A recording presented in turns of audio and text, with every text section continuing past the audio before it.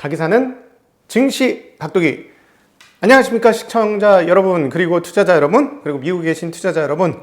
오늘 아침에 눈을 뜨고 어이구 이게 뭐야 하고 깜짝 놀라셨을 분들을 위해서 오늘 미국 마감 시황을 조금 빠르게 전달드리고자 여러분 앞에 나섰습니다. 최대한 빠르게 할 수 있도록 화질도 좀 저화질로 그리고 시간도 압축해서 말씀드리도록 하겠습니다. 자, 오늘 많이 놀라셨을 텐데요. 저희 각도기 TV 미국 마감 시황을 다 듣고 나시면 조금은 불안한 심리들이 조금은 개선되지 않겠는가 싶습니다. 그런 측면에서 주변에 많이 불안해하고 계신 분들이 있다면 오늘 내용들은 같이 퍼다 날르셔도 될 것이다 라고 제가 허락하도록 하겠습니다. 네, 잘 아시잖아요. 구독자 뭐 이런 얘기 거의 안 하는 채널이라는 거. 근데 너무 많은 분들이 떨고 있으실 가능성이 있기 때문에, 그럼에도 불구하고 미국 시장 기준으로는 조금 방향성이 달라지고, 사실 미국 시장만 달라지는 게 아니고 한국 시장도 달라질 수 있다라는 측면에서 생각을 좀 해보아야 되는 부분은 분명히 있습니다. 주식시장 입장에서도. 그래서 지금 사실은 주식시장보다도 훨씬 더 큰 규모의 시장 변화가 지금 발생했기 때문에, 그리고 이것은 정말 몇십 년 만에 나타나는 변화일 가능성이 있기 때문에 이 부분에 대해서는 먼저 사전 점검을 하고 그럴 수 있겠구나라고 생각을 해 놓으셔야만 이 이후의 시장에 대해서 대응하시기 훨씬 더 좋을 것이다 라는 생각을 해봅니다. 이미 뭐 전문가분들은 제가 무슨 얘기할지 알고 계시죠? 그렇죠? 제가 무슨 얘기할지 알고 계시죠? 네. 그거 얘기하려고 하는 거죠. 네, 맞아요. 자, 금요일 오늘 뭐 우리 나침반이 항상 금요일은 두렵다고 하는데 그렇죠. 단기적으로는 두려울 수 있는 시장, 그러나 장기적으로는 꼭 그렇지 않을 수 있는 시장이 시작되었다는 사실을 여러분들에게 알리면서 각도기 금요일 순서 시작하도록 하겠습니다. 네, 잃지 않는 쉬운 투자, 심리의 보루입니다. 그리고 3초 순간 여러분의 시간을 아껴주고 요리를 궁극의 수준으로 올려주는 요리마법사 3초 순간 육수, 주말에 잘 이용해 보시고 이걸로 국수도 그리고 찌개도 한번 드셔보시면 좋겠습니다. 자, 오늘 앞서 말씀드렸던 게 무슨 의미냐면, 오늘 미국 시장을 한마디로 표현해 본다면 채권 시장에 패닉이 발생했다라고 표현하는 게 가장 적당할 것이라고 보여집니다. 주식 시장의 패닉이보다도 채권 시장의 패닉이었다라고 말씀드릴 수 있겠는데요. 채권 시장의 10년물 금리가 장중에 1.6%까지 갔습니다. 지금 1.525% 뭐 이 정도고 계속해서 움직이고 있는데, 이거 자체가 벌써 13bp 0.13% 이상 움직인 상황인 거예요. 어마무시하게 움직였죠. 지금 1.53이네요. 그리고 30년물도 2.23 정도까지 올랐습니다. 근데 이제 10년물이 아주 버라이어티하게 올랐고, 10년물만 튄 게 아니고 2년물은 거의 안 움직였잖아요. 근데 얘도 40% 올랐다고 표현이 되는 것처럼 0.12였는데 0.17, 0.18 가까운 수준까지 튀어 있습니다. 지금 금리가 엄청나게 튀었죠. 자, 이 부분에 대해서는 어제 사실을 슬쩍 암시가 있었어요. 무슨 말이냐면, 어제 이제 방송에서도 말씀을 드렸지만 연준이 금리에 대해서 이런 얘기도 안 했어. 금리가 오르는 장기물 금리가 오르는 거에 대해서 이 금리는 너무 높아요, 뭐 이런 얘기를 채권 시장은 바랬죠. 자, 보유 편향, 채권 시장은 어떻게 돼? 금리가 떨어지길 바래. 지금 40년의 최고점을 찍었는 상황에도 불구하고 거기에 소속된 사람들은 채권이 강세되기를 원하죠. 그러니까 40년대 최고 강세에서도 추가 강세를 원해. 에베레스트산 정상에 올라왔는데도 더 높이 올라가고 싶어해. 그게 보유자들의 생각이에요. 자, 주식 보유자들도 나중에 이런 일을 당하게 될 터인데 그때 그렇게 생각하시면 안 된다는 거죠. 그리고 우리가 몇몇 자산에서 그런 거 봤잖아요. 야, 이렇게 여기서부터 더 이상 이거는 이제 안드로메다인데도 더 가기를 원하죠. 네. 안드로메다 그 다음은 어딘가? 전 모르겠습니다만 항상 투자 심리는 이렇다라는 거. 근데 채권 심리도 그랬는데 불안했죠. 이거 그러면서 제가 막 얘기했던 거, 옛날 제 방송 다 들으셨던, 특별히 아침 방송을 들으셨던 분들은 기억나실 텐데, 대략 1.3에서 1.5% 정도로 금리를 막아줄 거라는 기대감 넘치는 생각들이 있었죠. 근데 제가 보니까 이거 분위기 그렇게 만만치 않아요. 생각보다 금리가 상당히 많이 위로 열려 있는 것 같아요. 라는 톤으로 제가 말씀드렸던 것 같고요. 자, 그것을 말씀드릴 때는 1.3에서 1.5 아니고 1.5에서 1.7 이상? 이런 1.5에서 1.7 정도 너희들이 생각하는 거 훨씬 이상일 수 있었는데 오늘 채권 시장이 드디어 그걸 느낀 겁니다. 그리고 여기에 양념이 우리 순간처럼 양념이 딱 들어갔어요. 양념이 들어가면서 맞구나. 어이구야 화로다. 망하게 되었도다. 하고 미국 채권 시장이 난리가 난 것이죠. 자, 오늘 연준 인사들의 발언들이 몇 가지가 있었는데 아주 중요한 연준 인사는 누구죠? 첫 번째 의장인 파월이에요. 부의장도 있고요. 세 번째는 뉴욕 연은 총재가 굉장히 중요합니다. 존 윌리엄스 뉴욕 연은 총재가 오늘 여러 가지 이야기를 했었는데요. 이 얘기 중에 채권 시장 끝내주는 얘기가 있었어요. 먼저 그부터 말씀드리면 기저의 인플레이션 압력은 당분간 잠잠한 상태를 유지할 것. 네, 지금 인플레이션은 기저의 인플레이션, 즉 추세적 인플레이션이라고 표현해야 되겠죠. 인플레이션 추세는 지금 높지 않다라는 얘기를 한 거고요.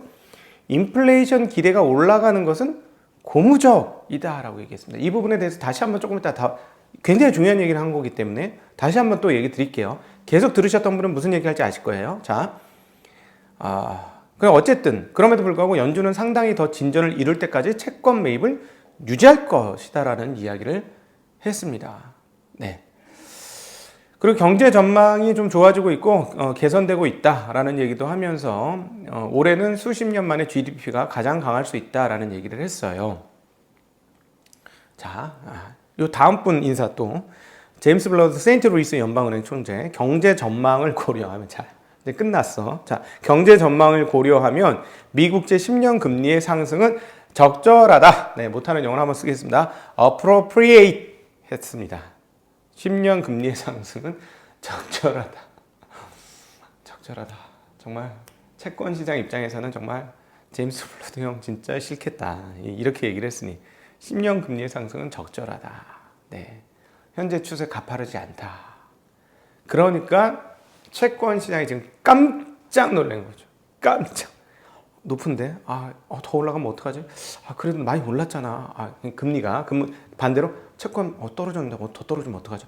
그래도 이 정도 떨어졌는데 하는데 여기서 이 채권 가격의 지금 하락은 적정하다라고 말씀해 주신 것이죠. 여기에다 또 라파엘 보스티트 애틀랜타 연은 총재 채권 금리 상승에 대해 아직 걱정하지 않는다. 아직 걱정. 채권시장 참여자들은 이미 그냥 죽는 산에 어떡하지 이러고 있었는데 금리 상승에 대해 아직 걱정하지 않는다. 역사적 기준으로 보면 금리는 여전히 낮다. 제가 예전에 한번 얼핏 얘기를 드렸던 것 같은데 그 장기 시계열로 봤을 때 지금의 이 금리를 높다고 말해야 되느냐라는 생각이 들었어요. 이게 단기로 보면 굉장히 많이 올랐지만 1년짜리로 보면 어마무시하게 올랐지만 그걸 약간 2, 3년으로만 펼쳐도 지금의 금리는 코로나 바이러스 사태 나기 전 정도 수준까지 이제 올라온 거예요. 1.5%니까 10년물 1.5, 1.6이면 코로나 사태 이전까지 올라온 거죠. 근데 여기에 이렇게 그냥 기름을 끼얹어 주셨습니다. 역사적 기준으로 보면 금리는 여전히 낮다. 채권 시장 난리 났죠. 난리 났습니다. 그래서 정말 패닉 셀이 나타났다라고 표현하는 게 맞을 것 같아요. 채권 시장 패닉 셀이 나타나면서 퍼센테이지로는 지금 어마무시하잖아요. 10년물은 10%가 금리가 튀었어요. 즉 10% 가격이 빠지거나 마찬가지죠. 그러니까 10년물 금리가 0.1% 움직였으면 0.14% 움직였으면 10년물이니까 듀레이션이라는 걸 감안해 보면 대략 8년 정도 때리고 8년 정도 때리면 0.14 곱하기 8 하면 얼마예요? 8에 48에 32. 네. 그러면 1.1% 정도잖아요. 산수가 안 되네. 한 1.1% 정도가 지금 하루 만에 움직였잖아요. 여러분, 하루 만에 1.1%. 근데 이분들은 보통 자기 돈으로만 매입하나요? 아니죠. 안전한 국채인데 내 돈만으로 어떻게 해? 남의 돈 땡겨와야지. 남의 돈 1배, 2배, 3배, 4배, 5배 땡겨와서 하죠. 자, 그러면 1% 하룻밤에 1% 손실, 1% 손실입니까? 차입까지 땡겨오면 5% 손실이 나는 거죠. 딱 하루 만에. 근데 요 며칠 정도까지 해보세요. 5배 레버리지 땡겼으면 거의 한 6% 깨진 거고요. 이틀간, 3일간 깨진 걸로 보면 엄청나게 깨진 거죠. 레버리지 10배면 얼마 깨졌죠? 레버리지 10배 있습니다. 채권 시장은. 레버리지 10배면 얼마 깨졌어요? 네, 10% 며칠간의 상관을 따지면 일주일 만에 한 20% 깨진 거잖아요. 지금. 패닉이에요, 아니에요? 패닉이에요. 게다가 얘는 안전자산이잖아. 안전자산.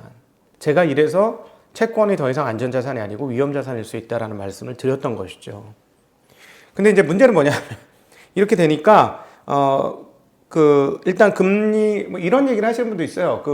지수를 가지고 있을 때 지수에서 주는 배당이 한 1.5%, 1.48% 정도 되니 10년물 금리가 1.5%가 넘었으니 이제는 채권 시장으로 돈이 빨려 들어갈 수 있다. 뭐 그것은 맞는 전망인 것 같고 그렇게 갈 수 있고요. 또 하나 오히려 투자하는 입장에서 굉장히 중요한 포인트는 미래 할인율이 빵빵 커지죠. 미래 할인율이 커져요. 자, 0%는 10년 지나도 이자를 갚을 게 없어요. 근데 지금처럼 금리가 오른 상황에서 10년 후에 갚을 돈이 많아지죠. 근데 이게 가파르게 올라가니까 더 많아질 거라고 상상하죠. 네, 미래를 땡겨서 상상을 하죠. 그러면 되게 많겠다 하면 어떻게 됩니까? 성장주들은 금리가 낮을 때 사람들은 훨씬 더 공격적이 된다는 말씀도 드렸었어요. 지난번에 지난 월요일인가 그렇게 했죠. 근데 이런 상황에서 공격성이 어떻게 해요? 둔화될 수밖에 없죠. 그러면 성장주들은 상당히 어려움을 겪을 수밖에 없는데 성장주들이 큰 폭으로 이로 인해서 하락을 했습니다. 그래서 엄청나게 빠졌는데요. 애플 3.4%, 아마존 3.2%, 마이크로소프트 2.3%, 필라델피아 반도체 지수 무려 5.8% 빠졌습니다. 자, 알파벳 3.2%, 페이스북 3.6% 빠졌고요. 이제 지수가 5.8% 빠졌으면은 반도체 주식들은 기본적으로 5% 빠지고 시작하는 거예요. 인텔 4.4, 퀄컴 3.9, 마이크론 4.7, AMD 5.2, 엔비디아 8.2% 빠졌고요.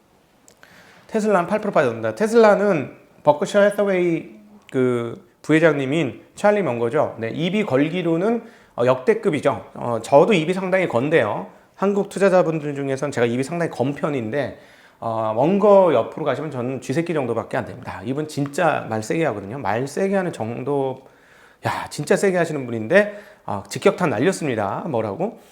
테슬라하고 비트코인은 거품이 껴져 있다라고 그냥.